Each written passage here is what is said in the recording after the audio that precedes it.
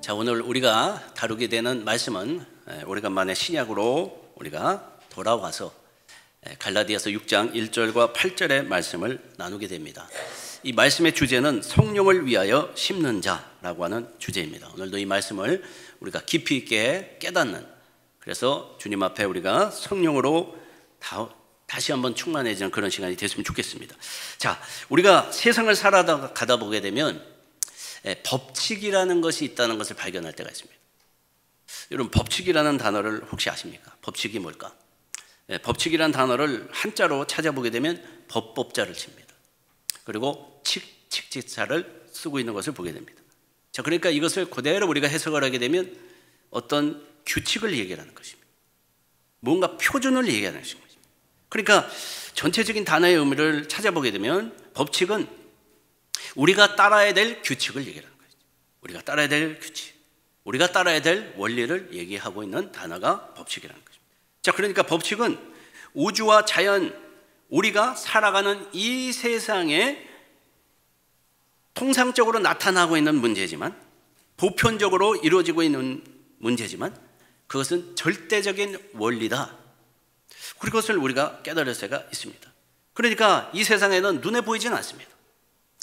눈에 안 보이지만, 그러니만 우리가 가만히 볼 때 자연이라는 것도 어떤 법칙에 의해서 운영되고 있다는 것을 깨달을 때가 있죠. 또 가만히 보세요. 우리의 현상들도 가만히 보십시오. 그게 어떤 법칙과 원칙에 의해서 일어나고 있다, 그런 것을 발견할 때가 있습니다. 사회 현상도 그렇고 경제 현상도 그렇고 모든 것이 보게 되면 다양한 영역에서 발견되는 게 뭐냐면 저기에는 법칙이 있다, 원칙이 있다, 그것을 깨닫게 될 때가 있다는 것입니다. 자, 여러분, 이러한 법칙은 우리에게도 오늘 이 시간에도 모든 사람에게 다 적용되는 거죠. 자, 그러면 법칙의 특성은 뭘까요? 네 가지의 특성을 우리가 찾아볼 수가 있는데, 법칙은 첫 번째는 보편성을 가지고 있다고 합니다. 보편성은 뭡니까? 특정 상황이나 조건에 극한되지 않고 보편적으로 적용이 됩니다. 보편적. 두 번째는 뭡니까? 불변성을 들고 있습니다. 불변한다는 건 뭡니까? 시간이나 장소에 관계없이 그대로 변하지 않고 지속적으로 계속 그것이 이루어진다는 것이죠. 세 번째는 뭡니까? 객관성입니다. 객관성은 인간의 주관적 판단, 의지, 그런 것과 무관하다는 것이죠. 누구에게나 동일하게 이 법칙은 적용이 된다. 객관성, 그렇게 얘기합니다. 네 번째는 예측이 가능하다. 법칙을 통해서 우리는 어떤 일을 예측해 볼 수 있다. 여러분, 그런 것이 바로 법칙이라는 것입니다. 이처럼 법칙은 인간이 이해하기는 많은 제한적인 요소가 있을 때가 많습니다. 이해가 안 가는데, 그런데 법칙입니다. 근데 법칙은 절대적이기 때문에 인간이 똑똑하다 그래서, 어떤 사람이 현명하다 그래서, 과학 문명이 발달했다 그래서 그거를 수정할 수 있거나 무시할 수는 없는 것입니다. 차라리 그러한 시도를 하기보다는 이 법칙을 잘 이해하는 게 더 빠를 수 있습니다. 그 법칙을 이해하고 법칙에 오히려 순응하는 것이 더 이득이 될 수가 있습니다. 그래서 법칙대로 인간은 어떻게 살아야 되는가? 자연과 조화를 이루며 살아야 된다고 얘기해요. 그 법칙이 우리가 바꿀 수 없기 때문에 그렇게 얘기하는 겁니다. 세상의 원칙대로 살아야 된다고 얘기합니다. 여러분, 그것이 왜 그럴까요? 법칙이, 우리는 그것을 어떻게 할 수 없기 때문에 원칙대로 살아야 된다. 그렇습니다. 인간의 역사를 보게 되면 그런데도 불구하고 인간들은 많은 시도를 하면서 이 법칙을 바꿔보려고 하는 시도도 했었습니다. 그런데 그래서 어떻게 됐을까요? 그들은 종종 더 부작용을 경험하게 됐다. 부작용이 더 컸다. 예를 찾아보게 되면 역사 속에서 인간은 과학이 발전하게 되자 어떤 시도를 했냐면 중력의 법칙을 무시하려고 그랬습니다. 그래서 19세기 초기에 보게 되면 일부 과학자들이 어떤 시도를 했냐면 비행을 시도했습니다. 비행을 해보려고. 여러분, 그 시도를 해서 결과가 어떻게 되냐? 모든 것을 실패하게 되고, 그리고 중력이라는 자연 법칙이 얼마나 강력한지를 뼈저리게 느끼고 그렇게 깨닫게 되었다. 그게 결론입니다. 여러분, 왜 그들은 그런 시도를 했을까? 우리 한번 생각해 보자는 거예요. 왜 법칙을 바꾸려고 했을까요? 왜 법칙을 그렇게 자기 원하는 대로 뜯어 고치고 싶어 했을까요? 거기엔 이유가 있습니다. 세상에 존재하는 법칙이 변할 줄 알았던 것입니다. 그러나 그것은 불변한다. 그렇습니다. 인간은 이러한 법칙을 무시하거나 바꾸려고 하는 시도를 했지만 그 시도를 성공한 사람은 없습니다. 그렇기 때문에 결론은 뭐냐? 지금 우리의 삶에도 우리는 그 법칙을 따라가야 되는 것이 맞다는 것이죠. 그게 더 선명한 것입니다. 더 지혜롭다는 것입니다. 자, 그런데 우리가 이 세상의 법칙을 이렇게 논해봤지만 우리가 신앙생활을 하면서도 이 신앙생활 속에서도 법칙이 있다는 사실을 우리가 깨닫게 됩니다. 어떤 법칙이죠? 하나님의 법칙. 하나님의 법칙. 그래서 우리가 통상 하나님을 이해할 때 어떤 말을 합니까? 하나님은 절대적이시다. 그렇죠. 절대적이시다. 무엇이 절대적이라는 겁니까? 하나님은 보편적이시다. 그런 얘기를 합니다. 무엇이 하나님이 보편적이라는 겁니까? 그 근거가 뭘까요? 하나님이 절대적이고 보편적이라는 것은 하나님의 법칙 안에서 하나님은 뭔가를 이룬다는 것입니다. 그 얘기를 하는 것이죠. 그래서 하나님께서는 하나님이 다스리는 그 세계에서 법칙이라는 것을 만드시고 그것을 행하신다는 거죠. 그렇습니다. 하나님의 법칙은 우주를 운영하는 근본 원리입니다. 그리고 모든 존재와 형상에 적용되는 절대적인 법칙, 원칙이 바로 하나님의 법칙인 것입니다. 맞습니다. 여러분, 성경도 가만히 묵상해 보세요. 많은 신앙의 전통에서 하나님의 법칙을 말하고 있는 것을 볼 때가 있습니다. 그래서 이 법칙은 무엇을 우리에게 알려주냐? 하나님의 속성을 알려주고, 우리가 어떻게 하나님과 관계를 맺는지를 알려주고, 우리가 어떻게 하나님의 뜻대로 사는지를 알려주고 있다는 것입니다. 자, 이러한 하나님의 법칙 중에서 가장 중요한 법칙 중에 하나를 가르쳐주고 있는 게 오늘 본문의 말씀입니다. 바로 갈라디아서 6장에 나오는 말씀이죠. 이 말씀에서 우리에게 하나님의 법칙을 가르쳐주고 있는데, 이 법칙은 어떤 법칙이냐? 심는 대로 거두게 된다는 법칙을 가르쳐주고 있습니다. 그렇습니다. 오늘 갈라디아서 6장 7절의 말씀이죠. 우리가 찾으면 다시 한번 우리 합독해 보도록 하겠습니다. 우리 6장 7절의 말씀 다 같이 합독합니다. 시작. 스스로 속이지 말라. 하나님은 업신여김을 받지 아니하시나니 사람이 무엇으로 씹든지 그대로 거두리라. 자, 본문에서 소개하고 있는 법칙이 있잖아요. 그게 뭐예요? 무엇을 심든지 그대로 거두게 돼. 그것을 얘기하는 것입니다. 성경에서 나오는 대표적인 가르침 중에 하나입니다. 그래서 이것을 우리는 뭐라고 표현하냐면 인과응보다 이렇게도 얘기해요. 인과응보. 또 다른 사람들은 보편적 적용 이렇게도 얘기합니다. 여기에는 영적 원리가 숨어져 있습니다. 우리의 삶의 원리가 숨어져 있습니다. 그러니까 이 이야기는 우리의 행동과 선택이 미래를 그것을 바꾸게 된다. 우리의 미래의 결과가 뭐로 나타난다는 겁니까? 행동과 선택에 의해서 나타난다. 자, 그러니까 여기서 강조하고 있는 건 뭡니까? 책임감이라는 것이 있다는 것을 가르쳐줘. 책임감. 여러분, 인과응보의 원리가 무엇입니까? 모든 행동에는 그에 상응하는 결과가 따라온다. 그 말인 것이죠. 자, 그러면 영적 원리는 뭘까? 영적 원리는 뭘까요? 우리가 영적으로 투자하고 노력해야 그에 상응하는 그런 결과가 있다는 거죠. 그 얘기를 하는 것입니다. 자, 그래서 갈라디아서 6장 8절의 말씀 보게 되면 우리가 이렇게 또 얘기하고 있는 것을 보게 되는데, 이 말씀도 우리 다 같이 한번 합독해 보도록 하겠습니다. 갈라디아서 6장 8절의 말씀입니다. 시작. 자기의 육체를 위하여 심는 자는 육체로부터 썩어질 것을 거두고 성령을 위하여 심는 자는 성령으로부터 영생을 거두리라 그랬습니다. 자, 무엇보다 성경에서 소개하는 법칙 중에 특징을 우리가 찾아본다면 뭘까요? 이 법칙들은 우리가 좋은 행동을 하는 동기가 된다는 거죠. 좋은 행동을 해야 된다고 가르쳐주고 있다는 거죠. 동기를 부여하고 있다. 오늘 옆 사람하고 한번 이렇게 인사를 해봤으면 좋겠습니다. 옆 사람 보시면서 오늘도 무엇을 심으셨습니까? 이렇게 물어보세요. 한번. 오늘도 무엇을 심으셨습니까? 그렇습니다. 오늘도 우리는 무엇인가를 심었다는 거죠.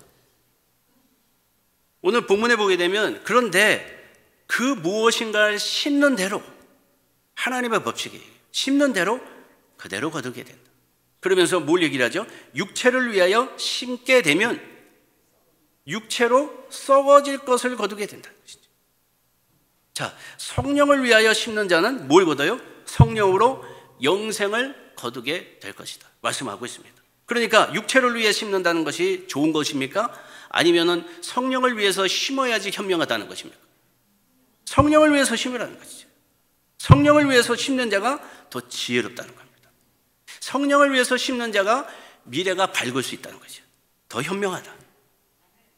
여러분, 똑똑한 사람은, 현명한 사람은 성령을 위해서 심는 자라는 것. 그게 성경적에서 가르쳐주고 있습니다. 자, 그렇습니다. 오늘 본문 갈라디아서 6장에서 말하는 말씀은 우리의 신앙의 삶을 그렇기 때문에 어떻게 살아야 되는지를 고민하게 만드는 거예요. 영적 원리, 법칙을 가르쳐주고 있다는 것이죠. 그래서 오늘 본문의 특징은 우리의 삶에 적용이 되는데 우리 자신을 어떻게 바라봐야 되는가를 가르쳐줍니다. 자, 어떻게 바라야 될까요? 두 가지 심음을 위해서 나는 살아가고 있다. 그걸 가르쳐주잖아요. 그래서 첫 번째는 뭐냐? 내가 오늘 하고 있는 일이 육체를 위해서 심은 삶이가 그것을 가르쳐주고 있고 또 다른 것은 성령을 위해 심는 삶이었는가를 고민하게 한다는 거죠. 이것을 비교하고 있습니다. 그래서 우리의 삶의 방향과 우선순위가 어떤 거가 돼야 되는지를 그것을 가르쳐주고 있는 교훈이라는 것입니다. 그러면서 자연스럽게 또 무엇을 알려주고 있느냐? 두 방향에 대한 결과를 가르쳐주고 있다. 결과. 어떤 결과입니까? 육체를 위해 심는 삶의 결과가 나타나고 있다. 성경에서 뭘 가르쳐 줍니까? 육체를 위해 심게 되면 결과적으로 뭘 얻어요? 썩어질 것을 얻게 돼 있다. 자, 그런데 반대로 성령을 위해 심어야 뭘 얻는다고요?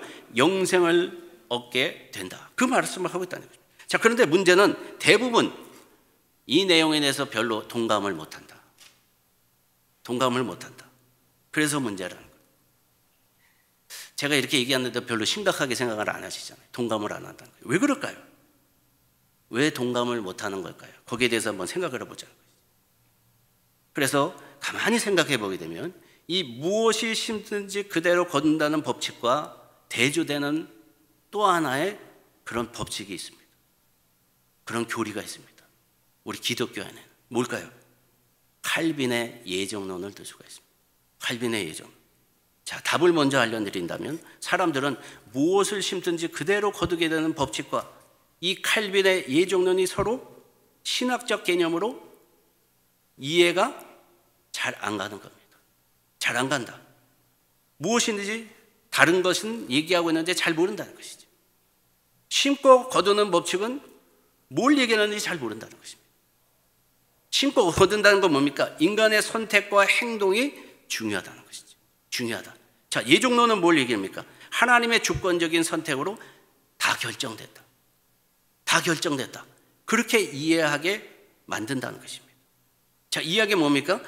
결정에 우리는 책임과 의무가 사라진 걸로 이해하게 된다. 그게 문제라는 것입니다. 그러니까 예종론이 무엇인가? 우리가 잘 알아야 되는데 그냥 어설프게 아니까 어떻게 생각하냐? 선택받은 자는 구원이 확실히 보장됐기 때문에 우리는 어떻게 살아도 상관없다. 나는 그냥 아무렇게도 살아도 됐다. 그렇게 생각한다는 것입니다. 자, 그런데 오늘 심고 거두는 법칙에서는 뭘 강조하고 있냐면 인간에게는 자유의지라는 것이 있고 이 자유의지의 입각에서 우리가 실천적인 신앙생활이 이루어져야 된다. 그걸 얘기를 하고 있는 거예요. 그래서 문제는 사람들 대부분은 예종론 때문에 우리는 인간의 자유의지와 책임을 무시해도 된다. 그렇게 생각하는 부분이 문제라는 겁니다. 이렇게 우리가 갈라디아서의 내용을 우리가 이해했는데 갈라디아서는 아주 중요한 책 중에 하나입니다. 여러분이 교리적으로 잘 이해하려면 봐야 되는 책이 뭐가 있죠? 로마서가 있습니다. 로마서. 로마서를 잘 정리해 놓은 책이 갈라디아서다. 갈라디아서다. 아주 중요한 책이죠. 자, 그런데 갈라디아서의 이 특징을 둔다 그러면 뭘 듣냐면 행위에 대해서 많은 강조점을 두고 있다. 자, 그런데 사람들은 그래서 오해를 하는 겁니다. 왜 갈라디아에서는 잘못된 교례를 가르쳐 주냐? 이렇게까지 오해를 하는 거예요. 뭐가 잘못됐냐? 이거는 행위 구원을 의미하는 거 아니냐? 그렇게 얘기를 한다는 것입니다. 자, 구원은 어떻게 받는 겁니까? 믿음으로. 자, 그런데 갈라디아에서 얘기하는 거 보게 되면 행위를 강조하니까 행위를 통해서 구원을 받는다는 걸 얘기를 하는 거 아닌가? 이런 오해를 한다는 것입니다. 자, 그런데 우리가 이 부분에 대해서 잘 알아야 됩니다. 갈라디아에서 말하는 행위는 성령을 통해서 우리가 예수 그리스도를 영접한 후에 우리가 지배받게 되는 삶의 모습을 얘기를 합니다. 여러분, 그것을 우리가 알아야 돼요. 그러니까 행위가 뭐냐? 자기의 노력으로 되는 것이 아니라는 겁니다. 우리가 성령을 통해서 어떤 행위를 하는 것을 이야기한다는 것입니다. 그래서 갈라디아에서 강조하고 있는 행위는 뭐냐? 우리가 예수를 믿게 된다면 예수님이 우리를 구원하신과 동시에 뭐가 임하죠? 성령이 임하게 됩니다. 자, 그러면 그 후에 우리의 삶은 어떻게 돼요? 성령님과 함께하게 된다는 것이죠. 그래서 우리의 삶에는 뭐가 맺혀야 됩니까? 성령의 열매가 맺혀야 된다. 그 얘기를 하고 있는 것입니다. 그게 올바른 모습이라는 것이죠. 쉽게 얘기하게 되면 말로만 예수 믿는다. 그것은 어떻게 우리가 증명할 수 있지? 그걸 묻는 거예요. 내가 정말 인격적으로 예수님을 만났습니다. 성령님이 임했습니다. 성령님이 세미한 음성으로 자꾸 우리의 문제들을 드러내고 우리가 어떤 것을 선택할 적에 성령님께서 그것을 인도하시는데 우리가 그걸 거부할 수 있겠느냐는 것이죠. 그러니까 올바로 예수를 믿었다면 우리의 행동 자체가 바뀌게 되는 게 맞다는 것이죠. 어떻게 해요? 성령님이 인도하시는 대로, 성령님이 원하시는 대로. 그래서 열매로 안다고 그런 이야기를 하는 겁니다. 열매로. 그냥 교회 다녀서 몇 년을 다녔습니다. 나는 직분이 무엇입니다. 나는 몇 대째 믿었습니다. 그게 중요한 것이 아니라 정말 예수를 믿느냐 안 믿느냐는 열매로, 성령의 열매로 알 수 있다는 것입니다. 바로 그것을 본문에서 얘기를 하는 것입니다. 그래서 이 심는다는 것은 그와 연관되어 있다. 그래서 심는 행위란 우리가 구체적으로 찾아보게 되면 심는 행위가 뭘까요? 생각을 이야기를 합니다. 생각. 심는 행위는 뭘까요? 행동을 이야기합니다. 심는 행위란 선택을 이야기하는 것입니다. 심는 행위란 우리의 시간과 우리의 모습을 이야기하는 것입니다. 바로 그것을 얘기하는 것이죠. 성령을 위해 심는 삶이란 뭐냐? 단순히 영적인 활동을 하는 것을 넘어서 우리의 삶 전체가 성령의 인도하심 가운데 살아가는 것을 얘기하는 거예요. 성령의 인도하심. 이렇게 바울이 얘기하는 건 뭐냐면 성령을 따라 사는 것이 육체의 욕심을 따라 사는 것보다 더 중요하다. 그 얘기를 하는 겁니다. 여러분들이 어떤 욕구대로 살면 안 된다는 겁니다. 내가 예전에 가지고 있던 그 모습을 그대로 가지고 예수를 나는 믿고 있다 그러면 안 된다는 거죠. 바로 그 얘기를 하는 것입니다. 그래서 우리가 깨달아야 되는 것이 있다는 것입니다. 그것은 뭐냐면 왜 우리는 그러면 영적으로 그렇게 민감하게 성령님과 함께 발맞춰서 살아가야 되는 그런 존재인가? 거기에 대해서 우리가 알 필요가 있다는 것입니다. 여러분, 기독교에서 중요한 주제 중 하나가 영성입니다. 영성. 영성이 뭘까요? 이 부분에 대해서 우리가 깊이 있게 이해하려면 하나님이 우리를 어떻게 창조하셨는가를 잘 알 수 있어요. 그걸 연구를 해봐야 돼요. 여러분, 창세기 2장 19절의 말씀을 보게 되면 이렇게 나와 있죠. 이 말씀을 우리 찾으시면 다 같이 한번 합독해 보도록 하겠습니다. 시작. 여호와 하나님이 흙으로 각종 들짐승과 공중의 각종 새를 지으시고 아담이 무엇이라고 부르나 보시려고 그것들을 그에게로 이끌어 가시니 아담이 각 생물을 부르는 것이 곧 그 이름이 되었더라. 되었더라. 자, 이 말씀을 하고 있습니다. 이 말씀이 뭡니까? 태초에 하나님께서 창조하신 동물과 새에 대해서 설명하고 있는 말씀입니다. 창조 사역이죠. 자, 여기서 보게 되면 하나님께서는 그 동물들, 들짐승과 공중의 새를 뭘로 만들었다고 그렇게 성경을 가르쳐주고 있냐면 흙으로 만드셨다고 했어요. 흙으로 각종 들짐승과 공중의 새들을 만드셨다. 자, 그런데 그렇다면 인간은 어떤 존재일까? 어떻게 창조되었을까? 창세기 2장 7절의 말씀을 보게 되면 우리가 다른 부분을 찾아볼 수가 있습니다. 이 부분도 우리가 함께 찾으실 때 합독해 보도록 하겠습니다. 시작. 여호와 하나님이 땅의 흙으로 사람을 지으시고 생기를 그 코에 불어넣으시니 사람이 생명이 되니라. 이 말씀을 하고 있습니다. 자, 그러니까 하나님께서 인간도 창조하시고 그리고 다른 동물도 창조하시고 새도 창조하셨어요. 자, 그런데 공동적으로 하나님께서 사용하신 것이 뭐냐면 흙을 통해서 만드셨다 그랬어요. 자, 그런데 인간과 다른 짐승과 새와 다른 부분이 있었던 것을 우리가 볼 수가 있습니다. 그게 뭐냐? 하나님께서 인간을 만드실 때는 흙으로 빚으시고 무엇을 하셨다고요? 생기를 불어넣으셨다고 그랬습니다. 생기. 자, 이것을 영어로 찾아보게 되면 The Breath of Life 이렇게 됐습니다. Breath of Life. 그걸 불어넣으셨다. 그래서 생명이 되었다. 생명이 뭐냐? Living being이 되었다. 자, 그러니까 여기서 말하는 생기란 뭘까요? 뭘까? 그게 중요하죠. 히브리 단어로 보게 되면 루아흐라고 하는 단어를 썼습니다. 자, 이것을 헬라어, 그리스어로 찾아보게 되면 퓨뉴마 이렇게 되어 있습니다. 퓨뉴마. 자, 그런데 영어 번역을 보게 되면 대부분의 영어 성경에서는 이 단어를 어떤 단어로 해석하고 있냐면 스프릿이라고 되어 있습니다. 스프릿. 그러니까 이 단어들의 뜻을 우리가 종합해 보게 되면 어떤 뜻이냐? 바람, 폭풍, 기운, 그리고 목숨이라는 단어가 들어가 있습니다. 자, 그러니까 이것이 생명의 본질이라는 거죠. 생명의 본질, 생명력이었다는 것이죠. 바로 그것이 들어갔다는 것입니다. 그러니까 들짐승과 각종 생물들은 우리가 정리를 해보게 되면 육체와 의식만 있으면 모든 것이 만족하는 그런 존재였다면 사람은 달랐다는 겁니다. 사람은 육체와 의식과 영원히 만족돼야 되는 존재로 만들어졌다. 그것을 얘기하는 것입니다. 자, 그래서 육체와 의식으로 구성된 그 짐승들은 어떻게 만족하게 되냐? 충분한 먹이만 있으면 되는 겁니다. 자기가 거쳐야 할 거처만 있으면 되는 겁니다. 그러면 행복한 거예요. 그러면 부족한 게 없다. 자, 그런데 육체와 의식과 영혼으로 구성되어 있다는 건 뭐냐면 우리에게는 충분한 먹거리가 있고 우리가 지낼 수 있는 공간이 있고 그리고 플러스 뭐가가 더 있어야 된다.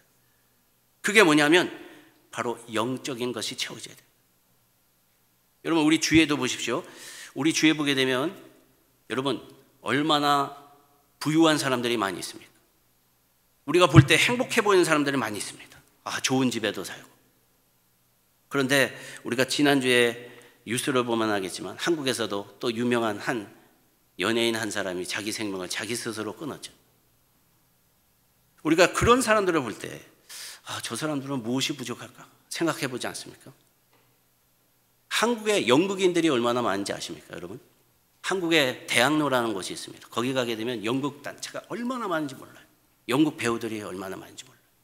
그 사람들이 처음부터 그렇게 성공을 하는 게 아니라 정말 간절한 마음으로 하루에 3가지 종류의 직장을 다니면서 피와 눈물을 쏟아가면서 그렇게 인생을 바쳐서 그래서 TV에도 한 번 나오면 그거는 나한테 정말 큰 축복이라고 믿고 사는 사람들입니다. 그래서 결과적으로 TV에 나와서 유명해지고 잘 살게 되고 사람들한테 인정받는 그런 사람이 됐는데 어느 날 갑자기 그 사람이 자기 스스로 목숨을 끊는 거예요. 왜 그랬을까 한번 생각해 보자는 것이죠. 왜 그랬을까? 여러분, 연예인이 되게 되면 얼마나 많은 돈을 받습니까? 좋은 집에 살게 됩니까? 그거 가지고 만족이 안 된다는 거죠. 무엇인가 부족했다. 그게 뭘까요? 자기의 영혼의 문제가 생겼다. 그러니까 이런 이야기들을 보게 되면 우리는 이 영적인 생활이 얼마나 중요한지를 깨닫게 된다. 지금 세계적으로 민주주의, 자본주의, 무한 경쟁 사회, 소비 지향적 사회, 경제 제일주의, 그러면서 우리가 얼마나 풍성한 그런 시대를 살아갑니다.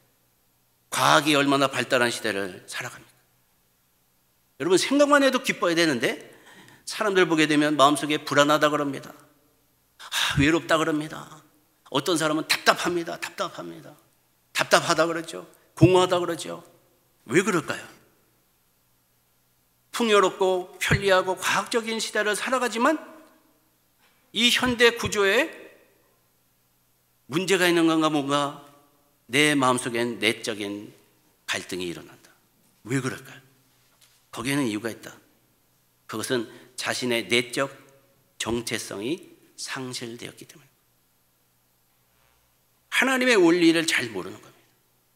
하나님이 우리를 그렇게 인간을 구성할 때 생기를 불러넣으셔서 영적인 존재로 우리를 창조하셨는데 우리는 온 힘과 정성을 다해서 오늘도 무엇을 채우려고만 합니까? 내 육적인 욕구만을 위해서 살아간다. 그것이 우리의 모습이라는 것이죠. 그러니까 영적인 삶의 모습이 배제가 되니까 늘 내 마음은 엠티하신 거죠. 그렇습니다.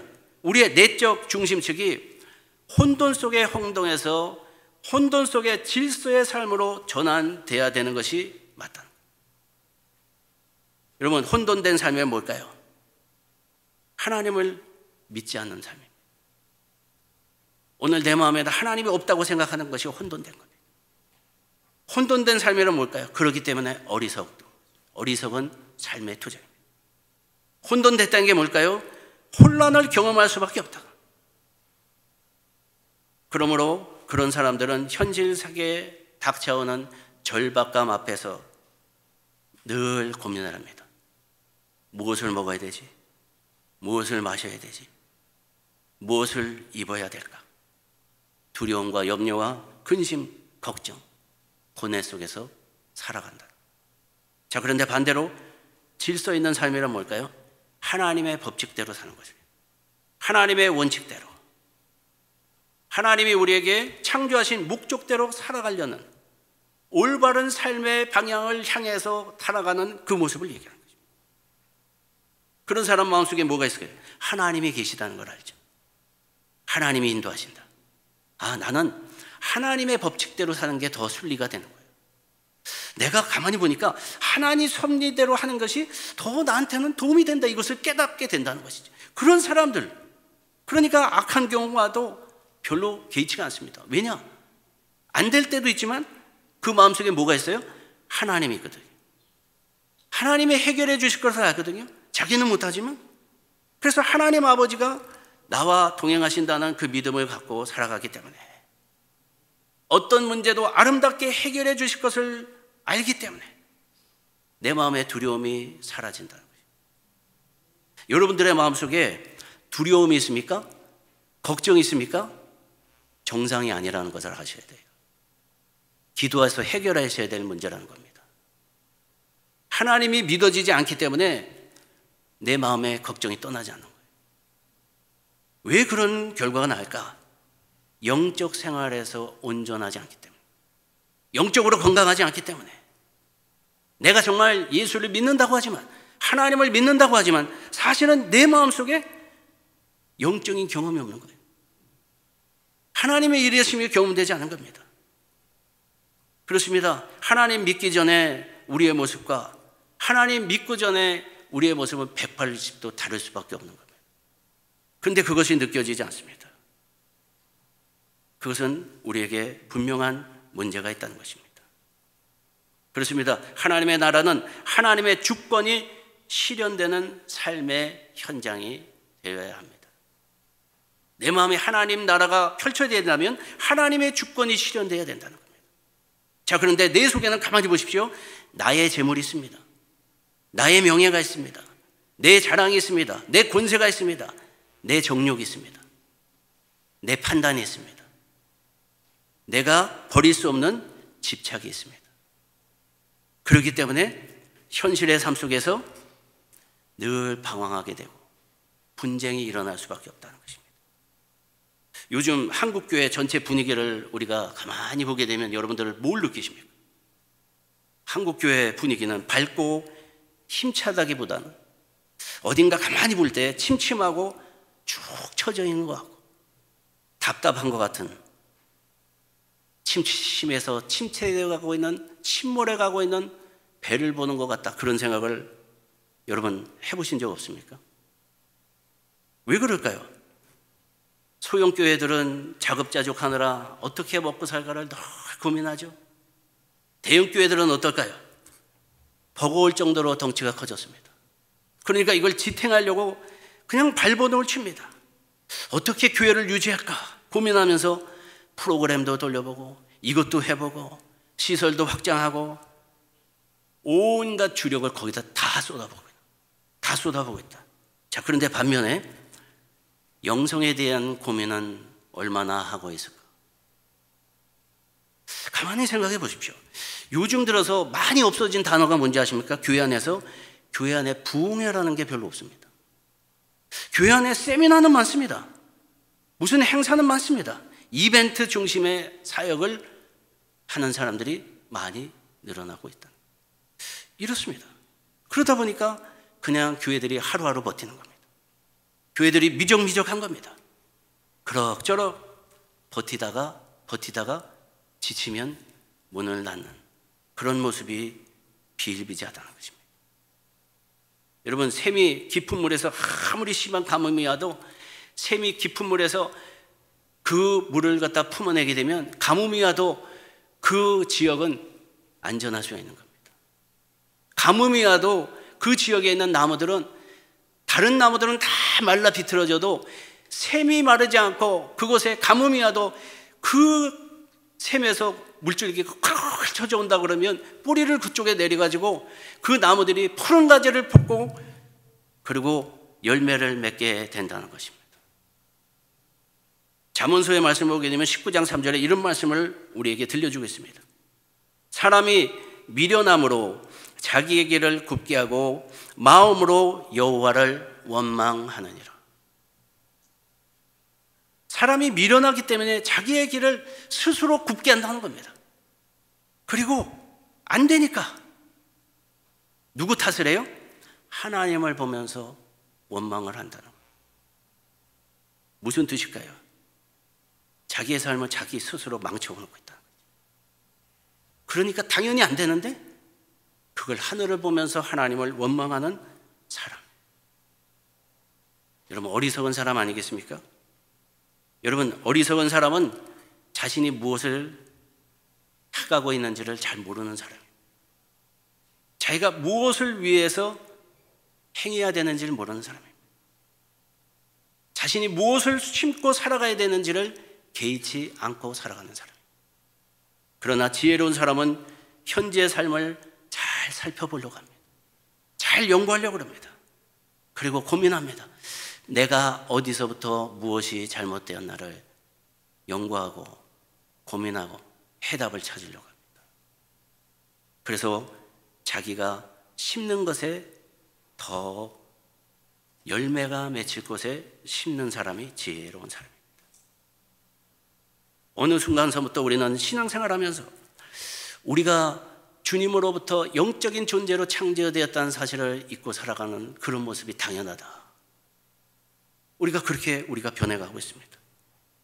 하나님과의 영적 교제가 중요하다는 사실을 잊고 살아가는 그런 모습이 됐습니다.